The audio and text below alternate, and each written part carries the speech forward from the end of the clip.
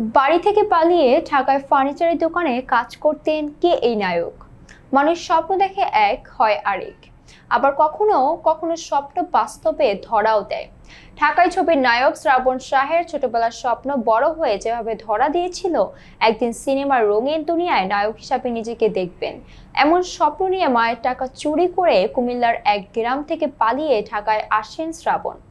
এসে ফার্নিচারের দোকানে কাজ শুরু করেন। সেই কাজ করতে করতেই একসময় স্বপ্নের নায়িকা মুনমুন ময়ূরের কাছাকাছি যাওয়ার সুযোগ হয়। একদিন স্বপ্ন হাতের মুঠোয় ধরা দেয় তার। একসময় চিত্রনায়িকা সাহারা সাথী ঝুমুকা পরিমণিদের নায়ক হিসাবে পর্দায় ভেসে উঠলেন সেই পলাতক ছেলেটি। প্রথম যেদিন নায়ক হিসাবে কাজের সুযোগ পান, নিজের কাছে বিশ্বাস হয়নি শ্রাবণের। তিনি বলেন, যেদিন প্রথম নায়ক হিসাবে ক্যামেরার সামনে দাঁড়িয়েছিলাম, বিশ্বাস করতে পারছিলাম না। বারবার আমার স্কুল জীবনের বন্ধুদের কথা মনে পড়ছিল, যারা আমার স্বপ্নের কথা শুনে হাসতো। প্রিয় নায়ক নায়িকাদের ছবি দেখতে সিনেমা হলে ঘুরতাম, সেসব কথা। প্রথম দিন ক্যামেরার সামনে দাঁড়িয়ে নিজেকে ধরে রাখতে পারছিলাম না।